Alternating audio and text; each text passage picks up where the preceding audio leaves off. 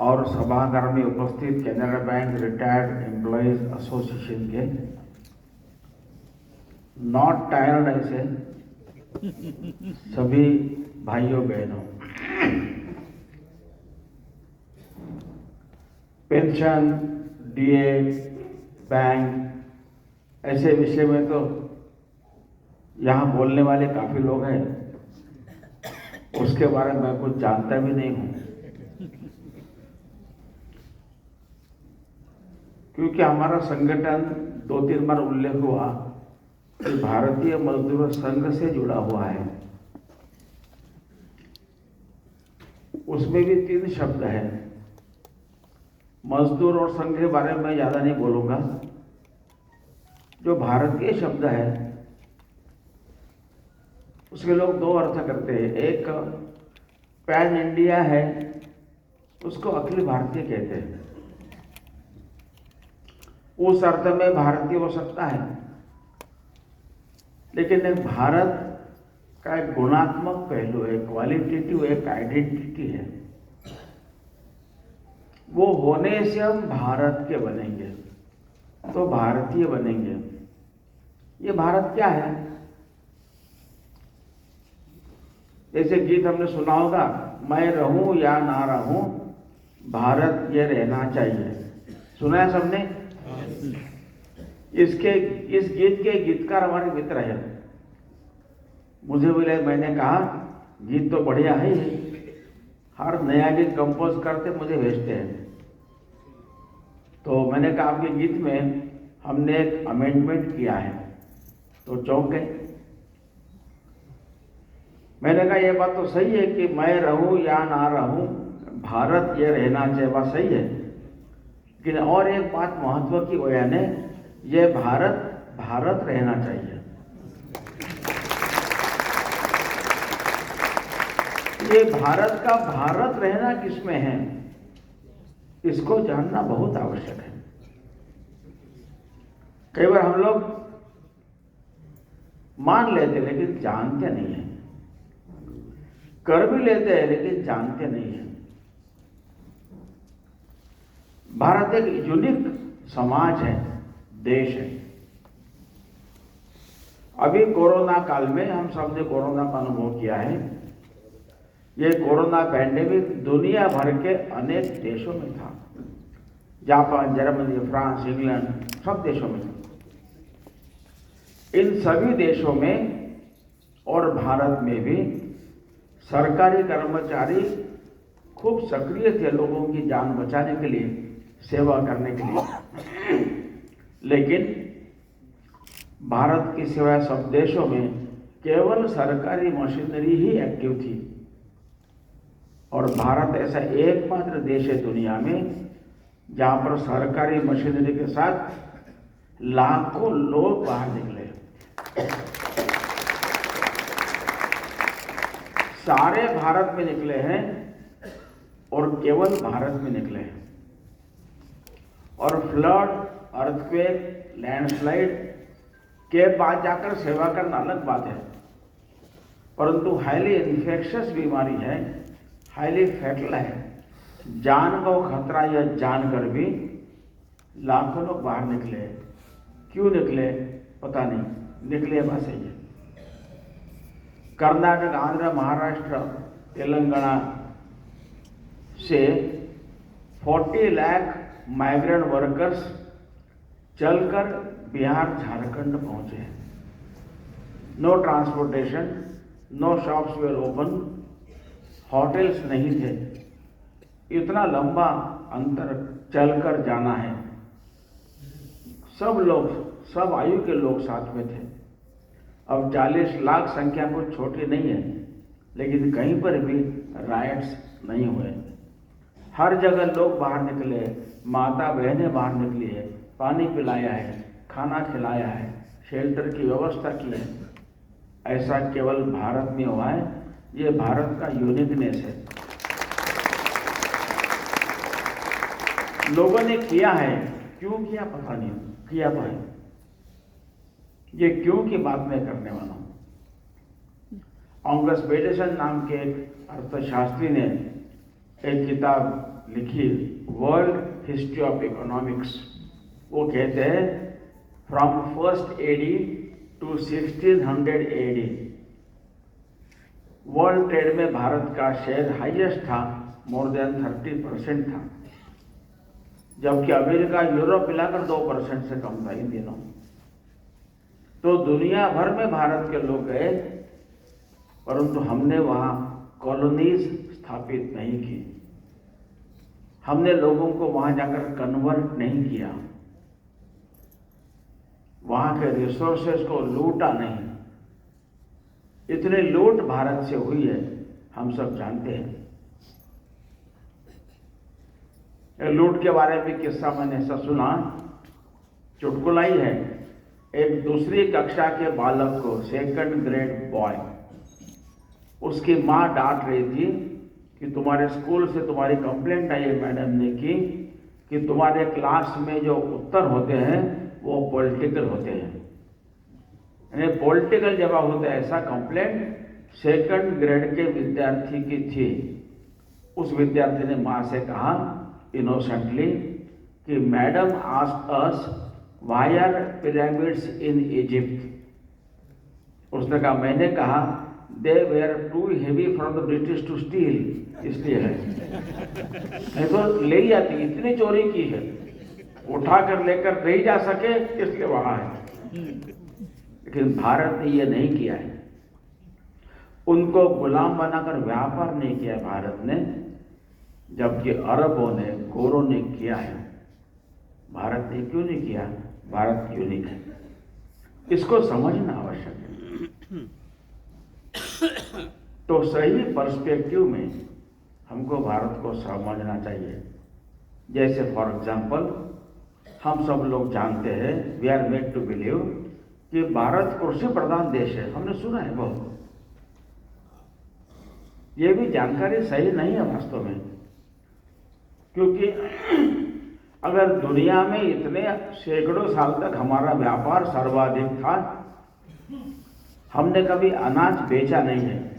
खेती तो अच्छी थी हमारी, खाया है, खिलाया है, और बार्टर के रूप में लेन देन में उसका उपयोग किया है।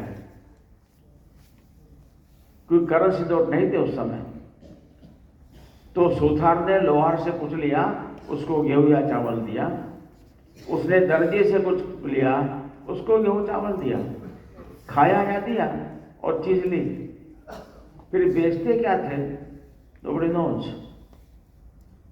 मैं जब पूछता हूं तो लोग पहली बार सोचते हैं, अब तक तो यही we are made to believe कि हम कृषि प्रधान देश है।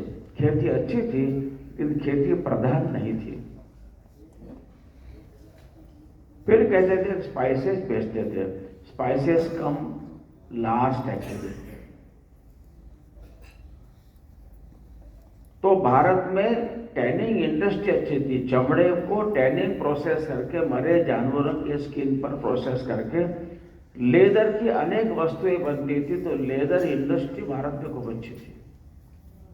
भारत में अच्छी मेटलर्जी थी, iron extraction, copper extraction, moulding, casting, कांसा बनता था, पीतल बनता था।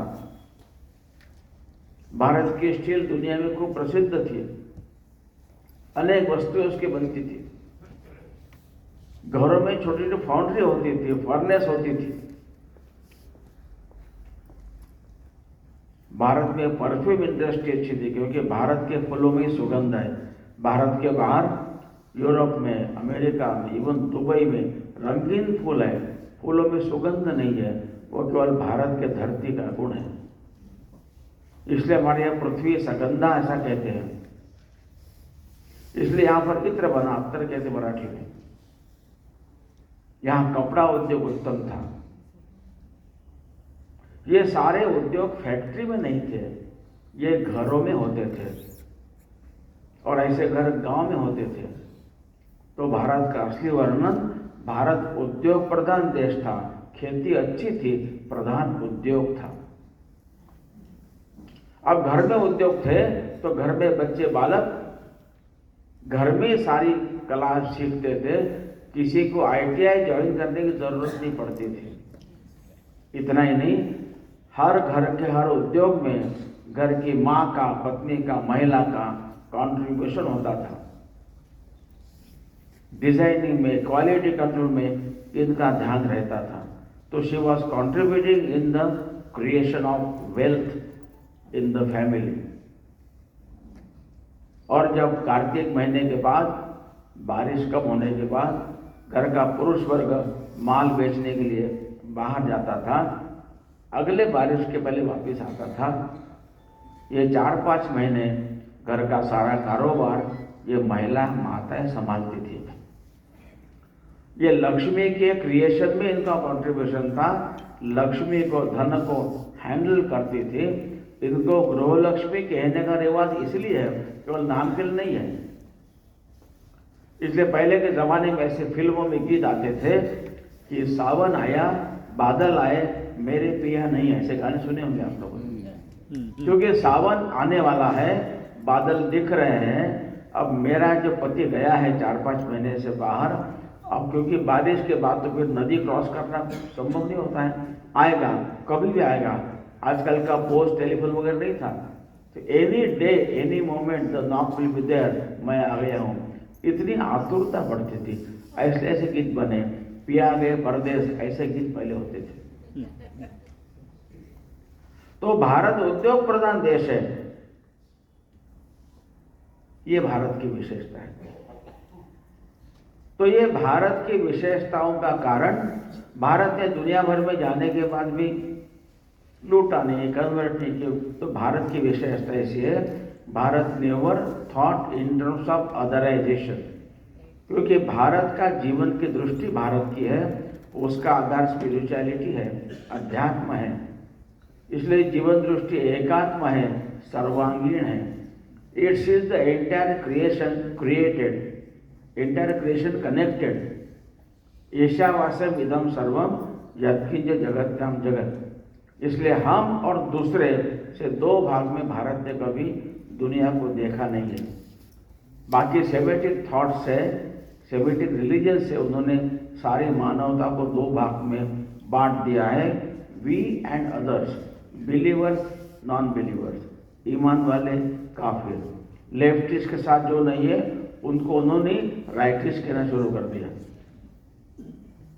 जब हमने उनको दूसरा माना ही नहीं है, अपने ही है, तो लौटेंगे किसको? अपनों को। उल्टा हमारे लोगों ने वहां they help them to create wealth. उनको एजुकेट किया है, खेती सिखाई है, कपड़ा पहनना सिखाया है, जीना सिखाया है। ये भारत की विशेषता है। तो जो भारत का अध्यात्म आधारित जीवन की दृष्टि है, spirituality based way of life, इसके कारण इसने सारे भारत के सब लोगों की पर्सनैलिटी, समाज की, भारत में समाज राष्ट्र है, पश्चिम में स्टेट नेशन कंसेप्ट है। इस पर्सनैलिटी के, राष्ट्र की, समाज के पर्सनैलिटी के 4 प्रमुख पहलू हैं। पहला है, यह भारत मानता रहा है, जीता रहा है, केवल मानता नहीं रहा है। एकम सत विप्राह बहुधा वदंती, ट्रुथ, सत्य, ईश्वर एक है, एक ही है, ऐसा भारत ने नहीं कहा। ईश्वर एक ही है और ईश्वर एक है, दोनों में अंतर है। हमने कहा ईश्वर एक है, इतना पर्याप्त है। उसके नाम अनेक हो सकते हैं, वहां तक पहुंचने के मार्ग भी विभिन्न हो सकते हैं, सब समान है, सबका स्वीकार है। ये भारत की विशेषता है। इसलिए हमने कन्वर्ट नहीं किया। जो जो अपने मार्ग से करे। इसलिए एक शब्द हमारे साथ लोग जोड़ देते हैं कि भारत व समाज सहिष्णु, टॉलरेंट है। ऐसा सुना है हमने, हम भी उपयोग करते हैं। लेकिन मेरे ख्याल से टॉलरेंस शब्द में इनटॉलरेंस है। मैं जब कहता हूं कि मैं आपको टॉलरेट कर रहा हूं, मतलब मेरा मन मारने का कर रहा है। I want to hit you, kill you. लेकिन 4 लोग बैठे हैं, अच्छा नहीं दिख रहा है, इसलिए मैं अभी चुप बैठा हूं, बट आई विल देख लूंगा बाद में। till you get converted, tolerance वहां से आया है, विल टॉलरेट यू, क्योंकि जब शिकागो कॉन्फ्रेंस हुई जहां पर विवेकानंद गए थे, it was parliament of world religions, तो दुनिया भर के लोग आए थे। अधिकतर रिलीजन यही कहते थे हमारा ही सच है, बाकी झूठ है, इसको फॉलो करने वाले ही स्वर्ग में जाएंगे, ही बड़ा मतलब ओनली, बाकी नरक में ही जाएंगे, उनको नरक में जाने से बचाने का पवित्र कार्य हमको ही करना है। अगेन ही उसके दो ही मार्ग है, अगेन ही, एक convert them by force, fraud, allurement, और किल देम। फिर लोगों को लगा ये किलिंग डजंट लुक गुड, मैं तो मारना चाहता हूँ, वैसे भी नरक में जाने वाले क्या फायदा जी कर, लेकिन अच्छा दिखता नहीं है, let us have a liberal face, so they came with a liberal idea, let us tolerate them till they get converted. उसमें स्वामी विवेकानंद कहते ये भारत है, उन्होंने कहा we go beyond tolerance and we accept all ways to be true, सबका स्वीकार है। दूसरी भारत की विशेषता, एक ही चैतन्य ईश अनेक रूपों में मैनिफेस्ट हुआ है, तो ये विविध मैनिफेस्टेशन के भीतर रही अंडरलाइंग यूनिटी को देखने की भारत की विशेष दृष्टि रही है। इसलिए भारत का वर्णन ऐसा हम लोगों ने सुना होगा कई बार कि India is a country of diverse cultures, सुना होगा, ये सही नहीं है, लेकिन इसलिए सही क्या है इस पर मैं अधिक बोलने वाला हूं। तो भारत विविध संस्कृतियों का देश नहीं है, तो सही है India has a culture that celebrates diversity, संस्कृति एक है, सेलिब्रेशन डाइवर्स है, ये भारत।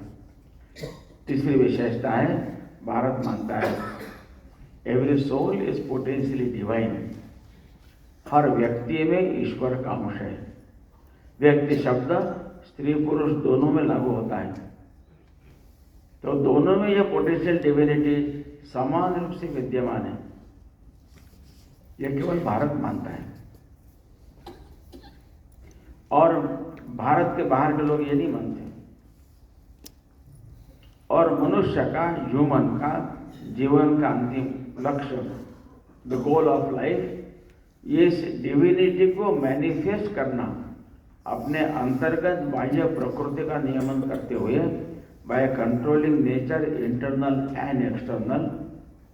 इसके लिए 4 मार्ग बताए, वर्क, वर्शिप, साइकिक कंट्रोल और मेडिटेशन, कर्मयोग, भक्ति योग, ज्ञान योग, राजयोग। ब्यूटिलाइज फर्दर, क्योंकि स्वामी विवेकानंद ने उस 1893 के स्पीच में कहा था कि I am proud to tell you that I am from a country where in our divine language Sanskrit there is no synonymous word for exclusion. Exclude करने के लिए किसी भारतीय भाषा में, कन्नड़ में, तेलुगु में, मराठी में, गुजराती में, हिंदी में शब्द नहीं है। इतनी समृद्ध भाषा है, शब्द क्यों नहीं है? क्योंकि हमने कभी किसी को एक्सक्लूड करने का सोचा ही नहीं है। We are all inclusive.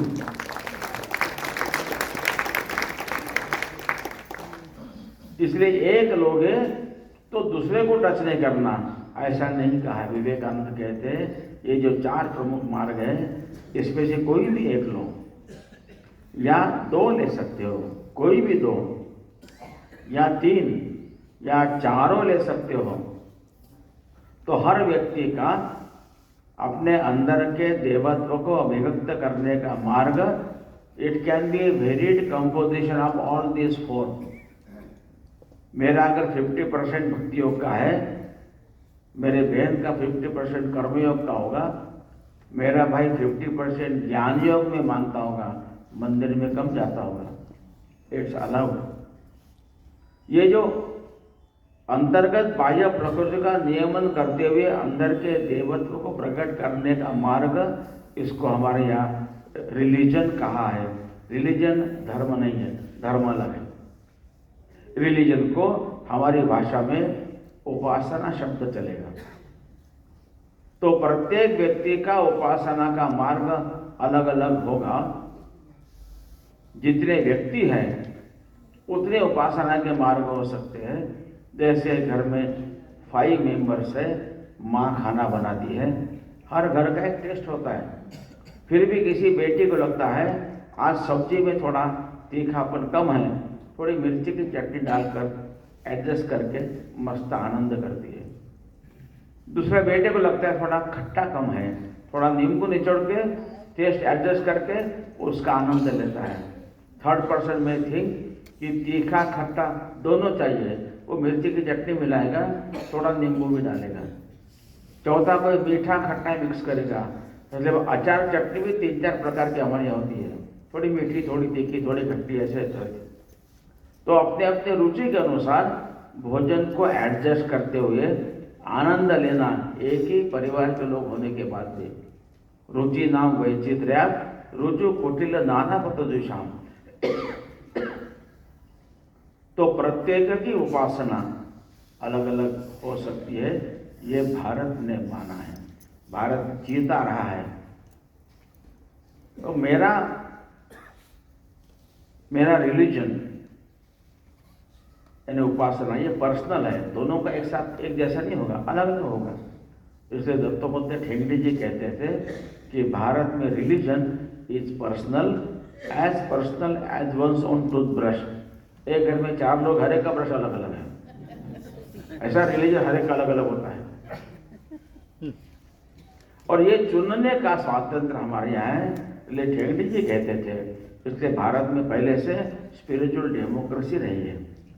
इसलिए अपने घर में देवी की पूजा हो रही है, कोई गणेश के मंदिर में जाता है, कोई राम जी के मंदिर में, विरोध नहीं है।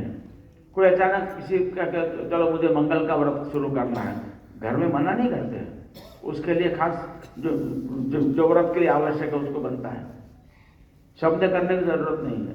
यह जो चारों बातें मैंने बताई, ये भारत के सब लोग इसके साथ अपने आप को कनेक्ट करते हैं। इस पहचान को दुनिया ने हिंदुत्व कहा है।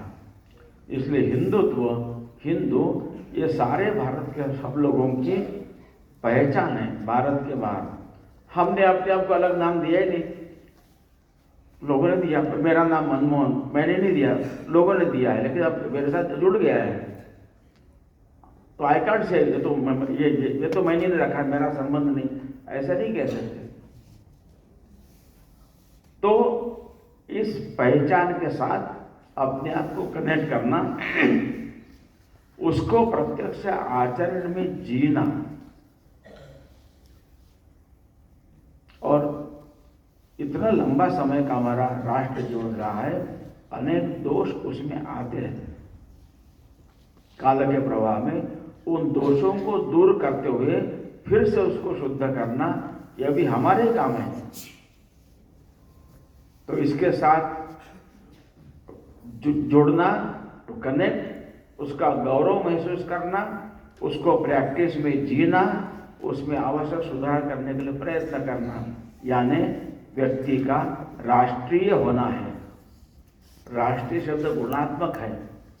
इस राष्ट्रीय को हमने राष्ट्रवादी कर दिया है, क्योंकि हमने हिंदू राष्ट्र की बात की तो हिंदू नेशन की बात हो अंग्रेजी में, और पश्चिम यूरोप में नेशनलिज्म है, उन्होंने हिंदू नेशनलिज्म कह दिया। फिर राष्ट्र का राष्ट्रवाद हो गया, हम राष्ट्रवादी बन गए। वो गलत है। राष्ट्रवाद भारत में है ही नहीं।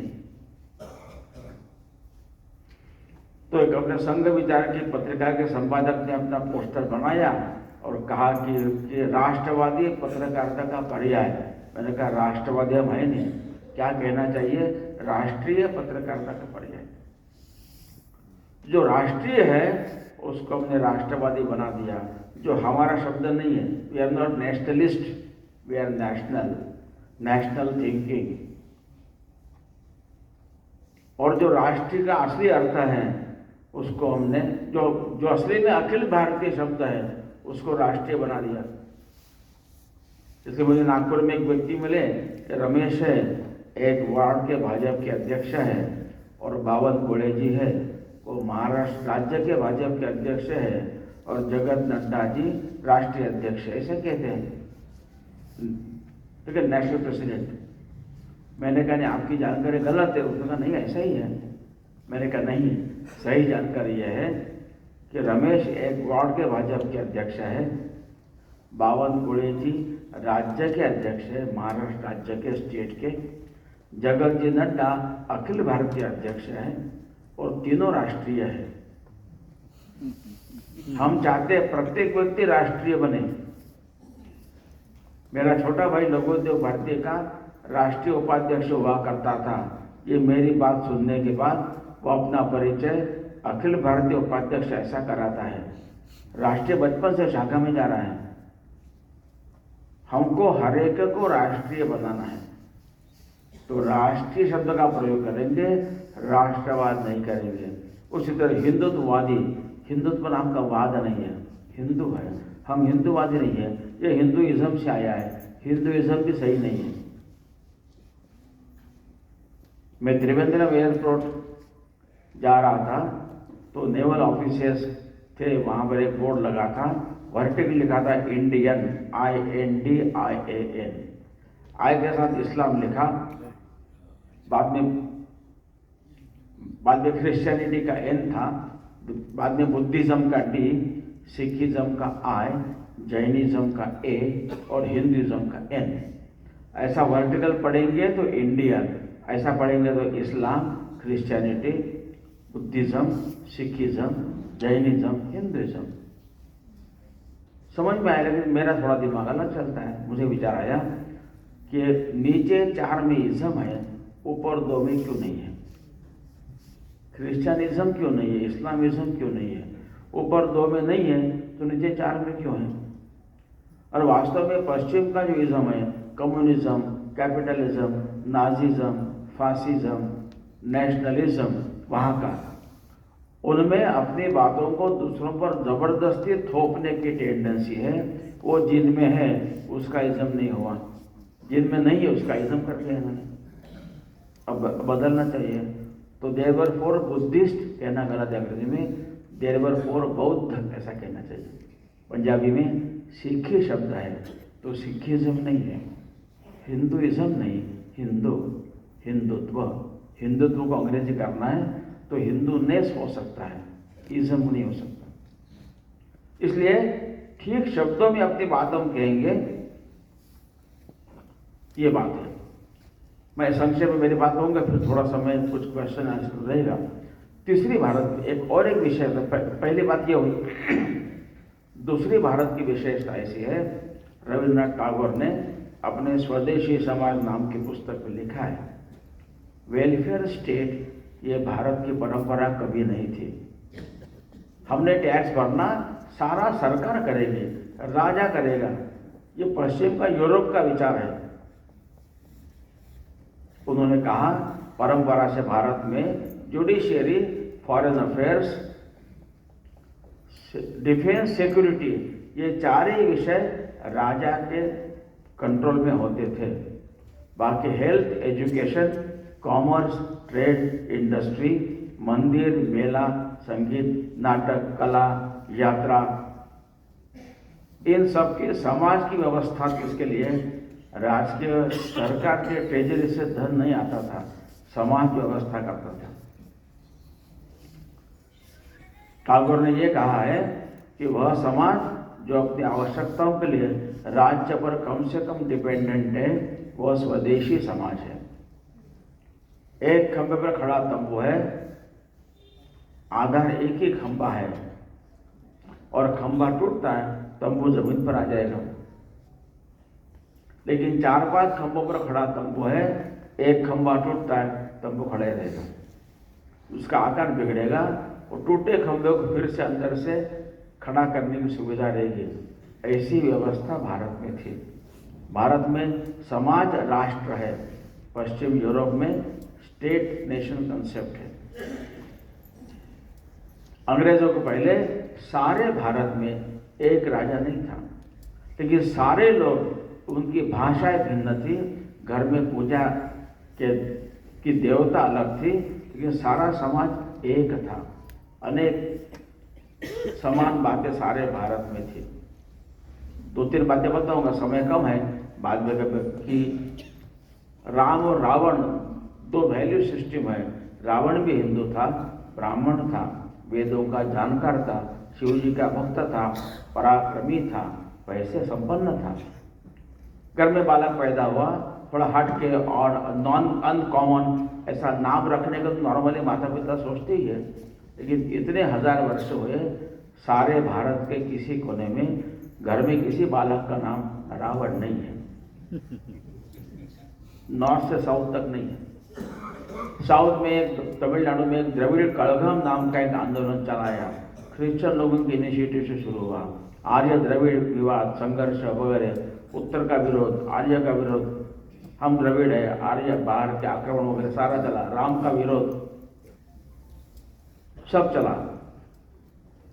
इस आंदोलन के शुरू करने वाले व्यक्ति, जिनको वो लोग तमिल भाषा में पेरियार कहते हैं, उनका नाम रामास्वामी नायकर ही था। उन्हीं में से पार्टी बनी AADMK, जिसके मुख्यमंत्री जयललिता थी, हम नाम सुना होगा। उनके पहले के मुख्यमंत्री MG रामचंद्रन थे। तो रामचंद्रन तमिल में है, रामन केरल में है, रामन्ना कर्नाटक में है, NT रामाराव तो आंध्र में जानते हैं, रामराव महाराष्ट्र में, रामभाई गुजरात में, राम सिंह पंजाब में, राम मोहन राय बंगाल में।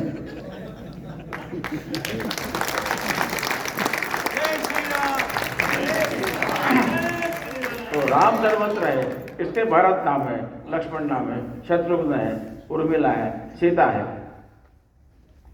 भारत के सारे देश में कहीं पर भी अगर कुआं खोदना है, मकान बनाना है, तो जमीन खोदते हैं, पहले भूमि पूजन होता ही है। और भूमि पूजन होने के पहले जिस साधन से, औजार से, टूल से जमीन को खोदना होता है, पहले उसकी पूजा होती है। हमारे घरों में नया वाहन आता है ना, उसको तिलक करते हैं। पहले तो बड़े बड़े कंप्यूटर आते थे घर में, PC, उसको भी तिलक लगाते थे। ये भारत विषय है, सारे भारत में कहीं पर भी जाओ, जितने कलाकार हैं सारे भारत में, मंच पर कला प्रस्तुत करने के पहले मंच को प्रणाम करके ही पैर रखते हैं। सैकड़ों वर्षों से भाषा एक नहीं है, पूजा एक नहीं है, ये बात समान है। एक मालिनी अवस्थी नाम की बहुत अच्छी गायिका है, हम दोनों एक साथ दिल्ली में थे। एक यूथ के कुछ स्पर्धा हुई थी, उनको इनाम देना था, तो उनको 3 बार मंच पर बुलाया कि उनको गाना नहीं था, परफॉर्म नहीं करना था। सभी यूथ जिनको इनाम मिलने वाला था, पुरस्कार मिलने वाला था, सभी शूज पहनकर ही मंच पर जाते थे। मैं बैठा था, मेरे साथ वो बैठी थी। उनको 3 बार उनके हाथ से पुरस्कार देने के लिए बुलाया गया। तीनों बार चप्पल नीचे उतारी, मंच को प्रणाम करके पैर रखा। ये विशेषता है सारे भारत की। ऐसी अनेक बातें मैं कह सकता हूं। तो समाज एक था। एक बात और, लेकिन उस बात को मैं आखिर में कहूंगा। तो राजा अलग अलग थे, इसलिए राजा पराजित हुए, परकियों का शासन आया, लेकिन राष्ट्र हमेशा अपराजित रहा है। भारत में एक लंबा कंटिन्यू हमको देखने को मिलता है। ये भारत की विशेषता है। तीसरी भारत की विशेषता, मैंने केमिस्ट्री में PhD किया है, कोई लॉयर होता है, कोई चार्टर्ड अकाउंट बनता है, कोई ने MBA किया है, कोई डॉक्टर है, MBBS किया, BAMS किया। ये सब भौतिक जगत के संबंधित विषयों को अपने शास्त्र में अविद्या कहा है। यह अविद्या निगेटिव नहीं है, धर्म अधर्म, नीति अनीति ऐसा नहीं है। अविद्या is a knowledge pertaining to the material world. और विद्या क्या है? तो अध्यात्म विद्या जो मोक्ष का मार्ग दिखाती है, सिखाती है। इसलिए अनेक विद्यालयों में लिखा रहता है सा विद्या या विमुक्त, ये जो मुक्त कराती है, मोक्ष कराती है, वह विद्या है। और ईशावास्य उपनिषद का 9वां श्लोक कहता है, अंधम तमः प्रविशन्ति ये अविद्याम उपासते। जो केवल अविद्या की यानी केवल भौतिक समृद्धि प्रॉस्पेरिटी के लिए प्रयत्न करता है, वह अंधकार में प्रवेश करता है। उसके अगले पंक्ति में कहा, ततो भूय इव ते तमो य ओम विद्यायाम रताः। जो केवल आध्यात्मिक सारा साधना कर रहा है, वो और गहरे अंधकार में जाता, ऐसा कहा है। फिर 11वां श्लोक कहता है, विद्याम च अविद्याम च यह तक उभयम वेदः। विद्या और अविद्या, जिसने दोनों को जाना है, वह अविद्या के आधार पर भौतिक समृद्धि प्राप्त करेंगे और विद्या के आधार पर मोक्ष प्राप्त करेंगे। इसलिए हमारे यहाँ भौतिक समृद्धि, आध्यात्मिक उन्नति दोनों को एक साथ साधने का ही महत्व है। इसलिए धर्म की एक व्याख्या है, यतो अभ्युदय निःश्रेयस सिद्धि स धर्म। अभ्युदय मतलब भौतिक समृद्धि, प्रॉस्पेरिटी, आध्यात्मिक उन्नति, दोनों साधना। संघ के स्वयंसेवक यहाँ बैठे होंगे तो संघ की प्रार्थना में समुत्कर्ष निःश्रेयस, ये कहा। समुत्कर्ष मतलब भौतिक समृद्धि, निःश्रेयस मतलब मोक्ष है। ये भारत की विशेषता है। अब धर्म क्या है? रिलीजन को उपासना कहा, धर्म को अंग्रेजी में क्या कहेंगे? तो अंग्रेजी में धर्म को धर्म ही कहेंगे। जैसे बीइंग एक्सक्लूसिव, इसके लिए भारतीय भाषा में शब्द नहीं है। कन्वर्शन के लिए भारतीय भाषा में शब्द नहीं है। ब्लास्फेमी के लिए नहीं है। डिवोर्स के लिए भी नहीं है, शब्द ही नहीं है। उसी तरह धर्म नाम की अवधारणा केवल भारत की है, वहां नहीं है। जैसे समझने के लिए दूध को मिल्क कहते हैं। दूध से दही बना, उसको कर्ड कहा। उसका छाछ बनाया तो उसको बटर मिल्क कहा। फिर मक्खन निकला, उसको बटर कहा। और फिर घी बना, उसको क्या कहते हैं इंग्लिश में? तो घी कहते हैं। क्योंकि वहां इंग्लैंड में घी बनता ही नहीं है। वहां इतनी ठंडी होती है, सर्दी होती है, फ्रिज तो अभी आए। तो मक्खन बनने के बाद घर में मक्खन टिकता था, तो मक्खन के रूप में कंज्यूम करने की आदत लगी। इसलिए वहां की भाषा में ऐसे मुहावरे, buttering a person, question of bread and butter, to see which side of the slice butter is, ये वहां बने। भारत उष्ण प्रदेश है, यहाँ गर्मी खूब होती है, फ्रीज नहीं थे, मक्खन बनने के बाद टिकता नहीं है। इसलिए माताओं ने रिसर्च करके एक प्रोसेस ढूंढी, एक नया पदार्थ बना, उसको घी नाम मिला। वो पौष्टिक है, घर में अनेक दिन तक टिकता है। तो हर भाषा में घी के लिए शब्द है। तमिल में नहीं कहते हैं, कन्नड़ में तुप्प कहते हैं, मराठी में तूप है, तो हिंदी में घी है। और हर भाषा में घी को लेकर मुहावरे। हिंदी में कहते हैं 5 उंगलियां घी में, या कहते हैं घी देखा मगर बड़गा नहीं देखा, से कहावत है। गुजराती में कहते हैं कि अभी घी गिर गया खिचड़ी में, क्यों झगड़ा करते हो, आके डालना ही तो था। क्या खाई तर तुपाशी नहीं तर उपाशी मराठी में। तो घी यहाँ बना, घी के लिए शब्द भारतीय भाषा में है, वहां उस धर्म के लिए शब्द नहीं है। धर्म को धर्म ही कहना है, तो सारे कंफ्यूजन दूर हो जाएंगे। अब मंदिर में जाना, व्रत करना, उपवास करना, बिना चप्पल पहने मंदिर तक जाना, कावड़ यात्रा करना, अग्निहोत्र करना, संध्या करना, ये धर्म नहीं है। ये क्या है? उपासना है। अब मेरे अंतर्गत मेरे प्रकृति का मुझे नियमन करना है। तो कार्तिक महीने में ठंडे पानी से सुबह सुबह लोग नहाते। क्यों नहाते? कष्ट होता है, उसको सहन करने को मन को तैयार करते हैं। एक बार हम लोग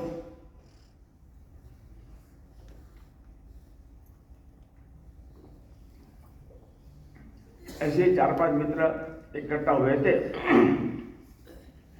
बारिश हो रही थी तो कुछ प्याज के पकौड़े खाने का विचार आया, तो प्याज के पकौड़े बनने लगे। उसका वो सुगंध नाक पे जा रहा था, बड़ा आनंद आ रहा था। प्याज के पकौड़े बने, मेरे हाथ में प्लेट आ गई। मैं अब खाने वाला था, इतने में मेरे मित्र ने कहा, अरे मनमोहन जी आज तो एकादशी है। मुझे विचार क्या आता है, क्या यार मतलब जरूरत थी क्या, चुपके रह सकते, ऐसा विचार नहीं आता है कभी भी। क्या विचार आएगा, अरे बहुत अच्छा हुआ, मैं खाने के पहले बताया बहुत अच्छा हुआ। एक क्षण के पहले मेरा मन इतना लालयी था खाने के लिए, एक क्षण में मैं प्लेट को रख देता हूँ, विचार भी नहीं आता। हम सबका अनुभव ऐसा होगा। ये क्या है, मुझे मेरे प्रकृति का नियमन करना है। खाने का मन तो है लेकिन मैं नहीं खाऊंगा। नवरात्रि में लोग 9 दिन तक केवल नींबू बांध लेते हैं। तो ये सारी उपासना का भाग है, धर्म अलग है। धर्म क्या है, मेरे ख्याल से क्लोज योर कैपिटल आई, मैं छोटा करो, एंड ओपन योर आईज, आंखें खोलो। जैसा मैं छोटा होता है तो हम का दायरा बड़ा होता है, the circumference of we expands, और जो हमारे नहीं वे भी हमको अपने लगने लगते हैं, और अपनेपन के भाव से उनके लिए करने का मन होता ही है। यह करना, समाज को देना, ये धर्म है। धर्म आचरण का विषय है। पूजा व्रत सारा करने से हमारे एक आध्यात्मिक साधना होती है, इसलिए धर्म करने की मेरी वृत्ति होती है। लेकिन धर्म यह प्रत्यक्ष देना है समाज को। सिस्टर निवेदिता ने एक सुंदर बात कही, जो स्वामी विवेकानंद की शिष्य है, तो उन्होंने कहा, ये समाज में लोग अपने परिश्रम का पारिश्रमिक रेम्यूनरेशन अपने ही पास न रखकर समाज को देते हैं, ऐसे समाज के पास एक्यूमुलेटेड पारिश्रमिक के पूंजी पर, on the capital of this collected remuneration, समाज संपन्न समृद्ध बनता है। समाज के हर व्यक्ति संपन्न समृद्ध बनती है। यह धर्म है। धर्म डज नॉट डिस्क्रिमिनेट। धर्म कनेक्ट्स विथ ऑल, धर्म बाइंड्स ऑल टुगेदर, धर्म होल्ड्स ऑल टुगेदर। इसलिए कहा है, धारणा धर्म विद्या हो, धर्मो धारयते प्रजा। कोरोना में ये हुआ, एक फीलिंग आई कि अपने लोग हैं, भाषा आती नहीं थी, देखा भी नहीं था, लेकिन जा रहे हैं, कष्ट है, उनको पानी चाहिए। मेरे जान को खतरा है जानकर भी लोग बाहर निकले। भोपाल में ऐसी माइग्रेंट वर्कर का 150 का एक ग्रुप तालाब के किनारे आ गया, तो प्रशासन ने संघ कार्यालय फोन किया कि आप इनके भोजन की व्यवस्था कर सकते हो क्या। अब ना तो कहने का सवाल नहीं था, तो कार्यालय प्रमुख ने फोन करके 40 मिनट तक समय व्यवस्था की। वहाँ देखने गया, क्या देखता है, आसपास के घरों से माताएं बाहर आकर पानी पिलाना, खाना चालू कर दिया था, वेट नहीं किया। ये धर्म है, ये स्पिरिचुअल कनेक्शन है। और रविन्द्रनाथ टैगोर इसमें एक और बात कही है आगे की, उन्होंने कहा, समाज को देना ये चैरिटी है, और समाज को वापिस लौटाना धर्म है। समाज से मिलता है, बहुत मिला है, उसको वापिस करना, गिव बैक टू सोसाइटी धर्म है। क्यों, चैरिटी में, दाने में, देने में दान का एक अहंकार है, मेरा नाम आना चाहिए, या तो उसका ही है। हम जब पड़ोस में से कुछ लेते हैं, वापिस करते हैं, अहंकार नहीं है, उसका ही है। तो इसलिए यहाँ पहले के ज़माने में ऐसा होता था, अगर पड़ोसी से कोई चीज़ आई है तो कभी खाली बर्तन देते नहीं थे। भाई ये कोई कानून नहीं था। ये जो भाव है ना, समझना चाहिए अपने को। इसलिए वापिस लौटाना ये धर्म है। इसलिए विवेकानंद केंद्र की प्रार्थना में कहा है, जीवन यावत आदानम जीवन में जितना हम प्राप्त करते हैं तथा अधिकम प्रदानम से, उससे अधिक हम समाज को वापिस कर सके, ऐसी मेरी प्रार्थना है भगवान, तो पूर्ण करना। अब समाज को लौटाने का समय अपना है। एक नंदलाल बेगट नाम के चित्रकार थे, वो नंदलाल बोस नाम के वर्ल्ड फेमस पेंटर के पास शांति निकेतन में चित्रकला सीखने गए। 5 वर्ष चित्रकला सीख कर लौटे, अपने गुरुजी के चरण स्पर्श किए कि आशीर्वाद दिए, जीवन शुरू करना है। तो नंदलाल बोस ने इस नए शिष्य को जीवन शुरू करते समय आशीर्वाद दिया। शब्द ध्यान से सुनिए। उन्होंने कहा, बेटा तेरा जीवन सफल ना हो, ऐसा आशीर्वाद दिया। Let your life without successful, एक आशीर्वाद है। आगे उन्होंने कहा, सफल होने वालों की दुनिया में कोई कभी नहीं है, उनके नाम रोज अखबार में आते हैं। आगे उन्होंने कहा, तुम अपना जीवन सार्थक करना।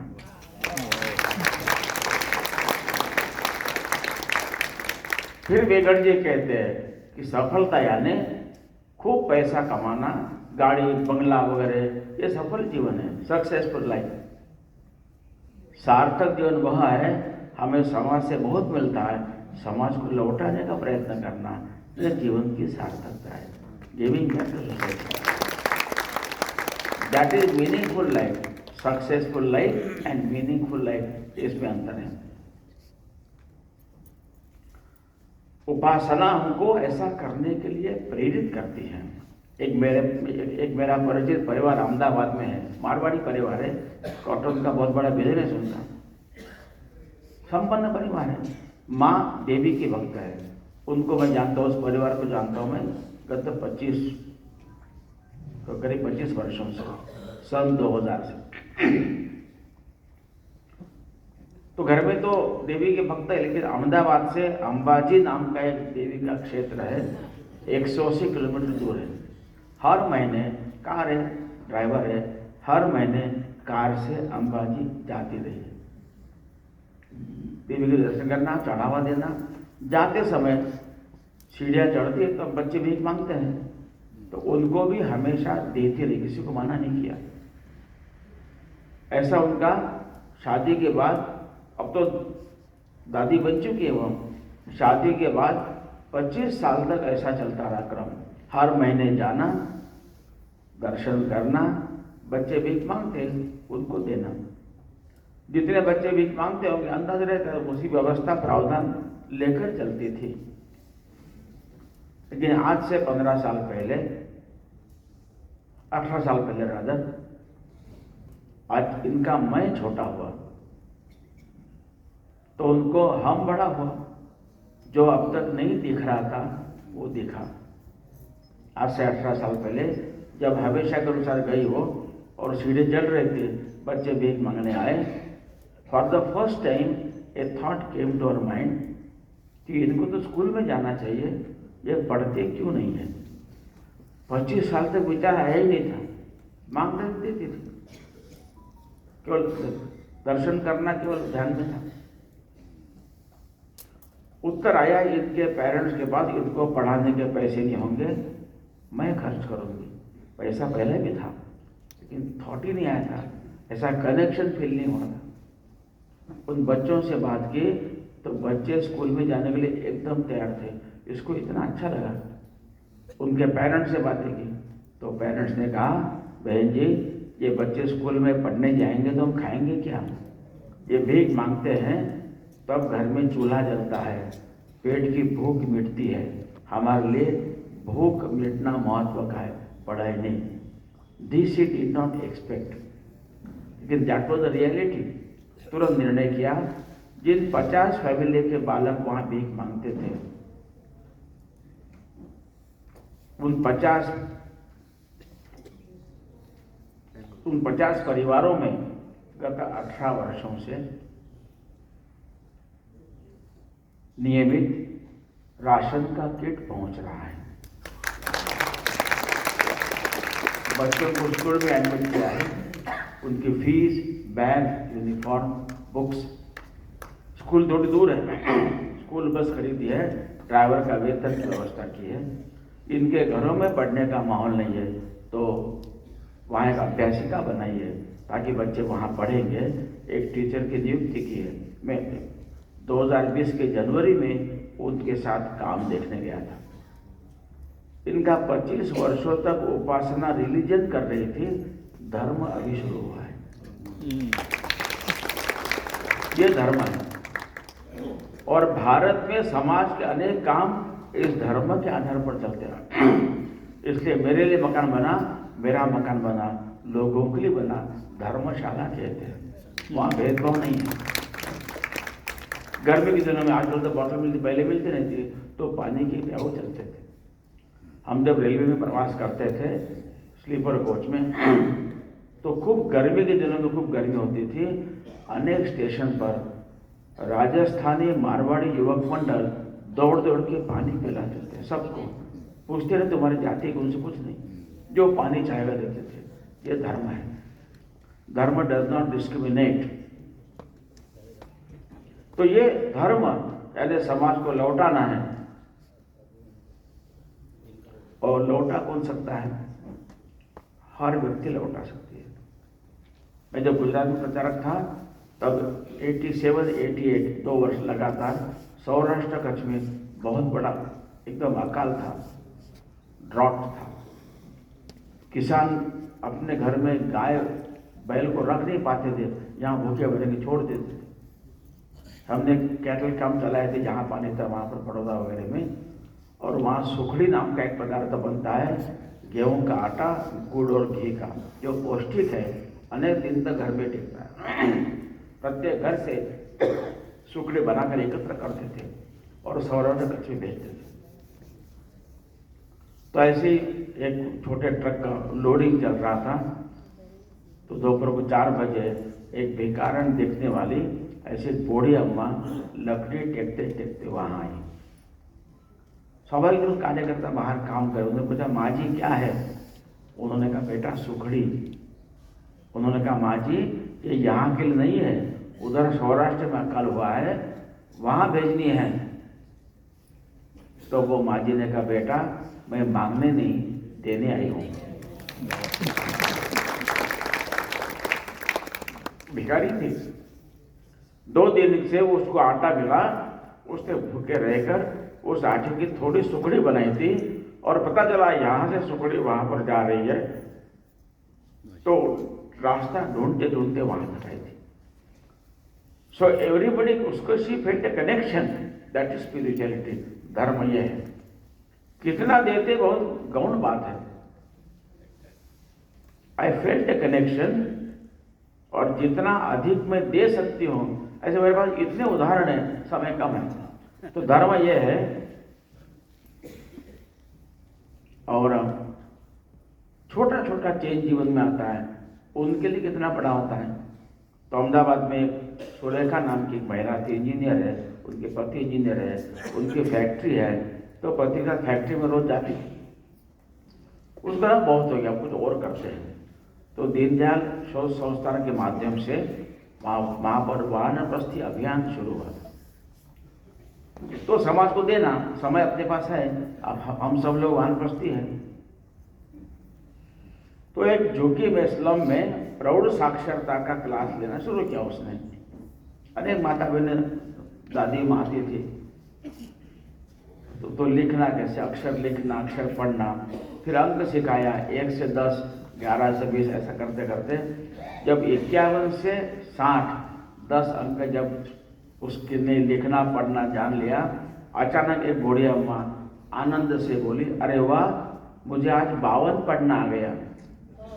सुरेखा को लगा ये 52 का, इतने अंक पढ़ा है, 52 का विशेष महत्व क्या है। उसने पूछा उसको कि माँ जी ये 52 का क्या महत्व है। तब उस महिला ने कहा अब मुझे किसी को 52 नंबर की बस कौन सी पूछने की जरूरत नहीं पड़ेगी। अरे कल्पना करो, इसके घर तरफ जाने वाली बस 52 नंबर की है, हर बस आने में उसको पूछना पड़ता है किसी बारे पूछे नंबर। अरे कितनी छोटी बात है, उसके लिए कितनी बड़ी बात है। So we can do this. मुझे लगता है कि हमको ये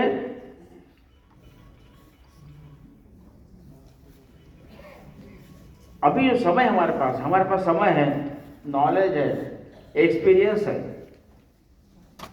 और क्या देना, इसमें सबसे आसान पैसा देना है, उसका उपयोग है, लेकिन सबसे महत्व का समय देना है। मैं छोटा करेंगे, आंखें खोलेंगे, इतने प्रकार के काम हमको दिखते हैं, अनेक काम हो सकते हैं, तो देना शुरू करना चाहिए। Everybody is rich in something, हर एक पास कुछ न कुछ घरों में मैंने देखा है कि केवल बूढ़ा बूढ़ी है और कोई है नहीं, सब बच्चे बाहर हैं। वीडियो कॉल आता है, पैसा आता है, मिलने कोई नहीं आता है। तो जयपुर में एक परिवार ने तय किया, बहुत बड़े पॉश एरिया में रहते हैं, 2 ऐसे परिवार थे, ये दोनों पति पत्नी हर सप्ताह उनके यहाँ 1 घंटे के लिए बैठने जाते हैं। बहुत बड़ी सेवा है, बात करने के लिए कोई नहीं मिलता है, ये भी बड़ा काम हो सकता है। बच्चों को पढ़ाना, एक जैन नाम के व्यक्ति मुझे मिले भोपाल में, बेल से रिटायर हुए, अच्छे अधिकारी पद पर थे। तो सुबह 10:30 to 11:30 और दोपहर को 3 से 4 आसपास के झुग्गी के बच्चों को 10-12 बच्चे आते उनके यहाँ, उनको पढ़ाते हैं। अब तक 120 बच्चे ग्रेजुएट हो गए हैं, इसमें अधिक लड़कियां हैं।